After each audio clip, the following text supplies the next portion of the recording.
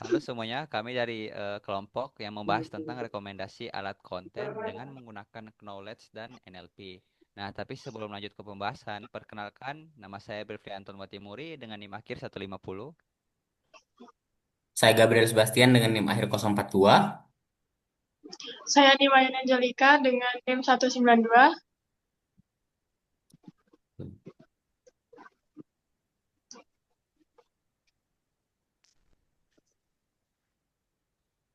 Oke, baik. Lanjut ke latar belakang. Jadi teman-teman, latar belakang ini kita ada tiga. Nah, yang pertama seperti yang teman-teman bisa lihat pada PPT-nya tersendiri. Nah, kreator itu sering sering bingung dalam memilih kamera, audio, lighting, gimbal. Nah, atau mungkin kebutuhan lainnya yang sesuai dengan topik kami yaitu rekomendasi alat buat pembuatan konten. Nah, variasi lalu yang kedua itu ada variasi kebutuhan. Variasi kebutuhan itu ada outdoor atau indoor, lalu ada low light atau siang, lalu ada travel versus podcast, lalu ada action versus cinematic. Nah, untuk keterbatasannya ini kita masih browsing manual sama spesifikasi yang rumit. Nah, kadang jadi pemula itu susah untuk paham dalam bagian-bagian spesifikasi dari kameranya karena kita hanya bersifat untuk rekomendasinya, tidak sampai untuk ke spesifikasinya juga. Oke, tuh.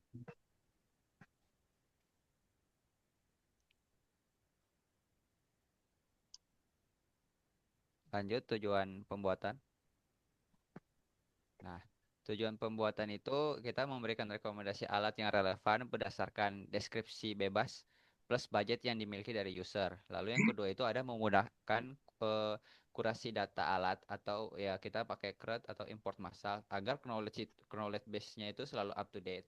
Lalu yang ketiga itu transparansi keputusan yang dimana dari score, similarity, overall kata kunci, dan faktor budget sama penalty mismatch-nya. Gitu. Oke, lanjut.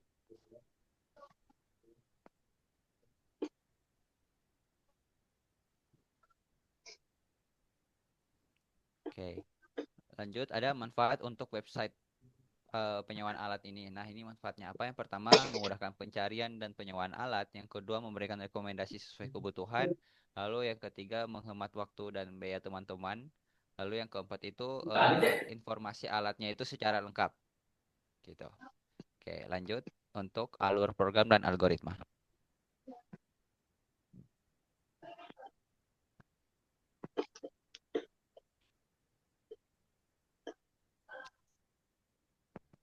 Oke, seperti teman-teman bisa lihat, jadi alur program dan algoritmanya itu yang pertama interaksi awal dan manajemen data. Nah, bagian ini bagaimana data akan masuk ke dalam sistem sebelum direkomendasikan.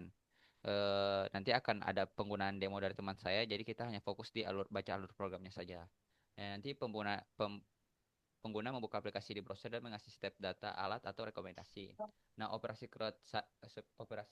ya saat pengguna menambah atau mengedit atau menghapus alat, formulir itu akan dikirim ke backend melalui endpoint, API, lalu alat. Nah, menggunakan metode post, put, atau delete.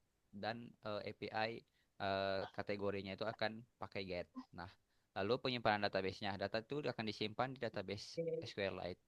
Nah, spesifikasinya itu pada tabel kategori alat dan alat. Nah, lanjut pada field gambar atau URL. Nah, itu disimpan langsung sebagai teks agar bisa dipanggil kembali dan ditampilkan kartu alatnya atau gambar alatnya itu di UI-nya. Nah, lanjut ke bagian nomor 2 itu input dan processing NLP atau permintaan rekomendasi. Nah, proses dimulai saat pengguna meminta rekomendasi alat, yang dimana input pengguna itu pengguna akan mengisi formulir yang berisi jenis atau deskripsi konten, budget, dan lokasi. Lalu data itu dikirim ke endpoint lalu akan endpoint atau recommend. Nah, lalu akan reprocessing text. Nah, lalu sebelum dihitung teks dari deskripsi pengguna itu akan dibersihkan melalui tahapan-tahapan seperti yang di bawah ini. Ada lowercase yang dimana mengubah semua huruf menjadi kecil, cleaning membuat tanda baca dan membuang tanda baca dan karakter aneh seperti tanda tanya, tanda seru dan lain-lainnya. Lalu ada stop word atau removal. Nah, menghapus kata umum yang tidak bermakna. Contoh yang dan di. Nah, lanjut itu ada synonym mapping. Nah, ini mengganti kata variatif yang kata standar sistem agar lebih cocok. Contoh, luar itu akan jadi outdoor, malam itu akan low light, studio itu akan indoor gitu. Lalu yang terakhir itu adalah stemming. Nah, ini mengambil kata-kata dasarnya. Contoh ada imbuhan, awalan, itu akan diubah menjadi kata dasar saja gitu. Oke, lanjut untuk penjelasan alur programnya akan dijelaskan oleh rekan saya. Lanjut untuk yang nomor 3 itu ada vektorisasi dan perhitungan kesamaan atau care logic. Nah, di sini itu sistem mencocokkan teks pengguna dengan database alat. Yang pertama itu ada TF-IDF atau TF-IDF vektorisasi. Sistem membangun matriks TF-IDF dan n-gram 1-2 kata berdasarkan teks gabungan alat, kebutuhan konten, plus deskripsi, dan query pengguna. Lalu ada consent similarity, yaitu menghitung kemiripan sudut vektor antar query, pengguna, dan setiap alat. Semakin mirip deskripsinya, nilai akan semakin mendekati 1,0 atau 1. Next.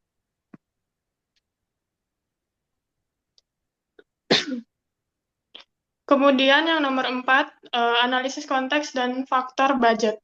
Setelah kemiripan teks dihitung, sistem menerapkan aturan bisnis atau rules tambahan. Di sini ada banyak kata kunci pengguna yang persis sama atau overlap. Terus ada environment flags atau lingkungan, yaitu mendeteksi konteks outdoor, indoor outdoor, indoor, dan low light. Terus penelitian logika.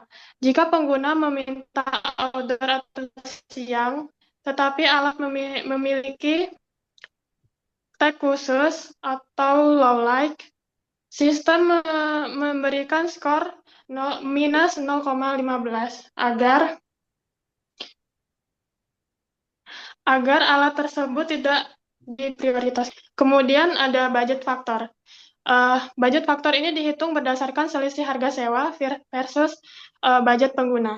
Ada juga nilai berkisar 0,25 sampai 1 jika budget user sama dengan 0 atau unlimited. Faktor ini bernilai maksimal. Kemudian ada rating alat. Nilai rating atau bintang alat ikut diperhitungkan sebagai pendorong skor kecil. Kemudian yang nomor 5 ada pembobotan skor akhir atau weight scoring.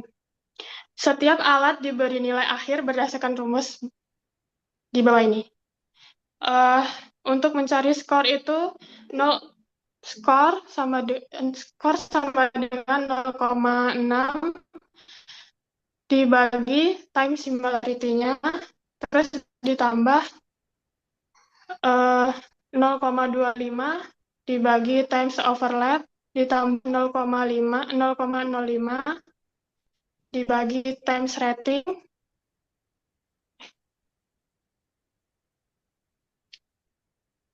terus ditambah 0,1 dibagi budget factor atau penalty. Kemudian untuk penjelasan bobot, 60% ini ditentukan oleh kemiripan deskripsi atau TF-IDF. Kemudian 25% ini ditentukan oleh banyaknya kata kunci yang sama persis. 15% sisanya dari rating dan kesesuaian budget. Penalti mengurangi skor jika kontes lingkungan bertentangan. Kemudian untuk yang nomor 6, filtering dan output atau finalisasi. Tahap terakhir sebelum data disajikan ke pengguna, budget filtering, yaitu alat dengan harga sewa jauh di atas budget, lebih besar 120%, akan dibuang kecuali pengguna men-set budget 0 atau tanpa batas. Kemudian sorting. Hasil diurutkan dari skor tertinggi ke terendah atau descending, lalu diambil top ke 10. Kemudian ada persistensi data atau historis. Data diinput menggunakan pengguna disimpan ke tabel user input. Setiap hasil rekomendasi atau termasuk skor dan alasan disimpan ke tabel rekomendasi untuk keperluan audit atau analisis. Kemudian ada respon API. Backend mengirim JSON berisi daftar alat lengkap dengan atribut skor, similarity, overlap, budget faktor, dan tampilan UI. Frontend menerima JSON dan merender kartu rekomendasi yang menampilkan alat beserta transportasi, alasan kenapa alat itu dipilih. Next. Nah, berikutnya kita lanjut ke demo program. Saya akan demokan programnya di sini. Nah, di sini terdapat dua dashboard, yaitu data alat dan rekomendasi. Mungkin dijelaskan dulu dari rekomendasi. Di rekomendasi ini tertampil beberapa apa ya, pengisian teks, ada jenis konten, deskripsi konten, budget, dan lokasi. Pertama kita isi jenis kontennya. Di sini misalnya stok di luar ruangan.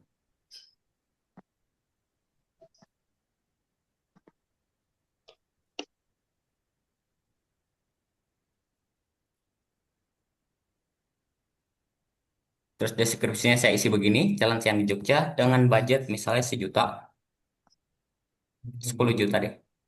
Lokasinya Jogja, Jakarta. Lalu kita dapatkan alat. Dia akan tampilkan alat-alat yang direkomendasikan. Ya, di sini mulai dari kayak mikrofon, terus ada tripod fleksibel, terus ada lensa juga, ada kamera dan lain-lain.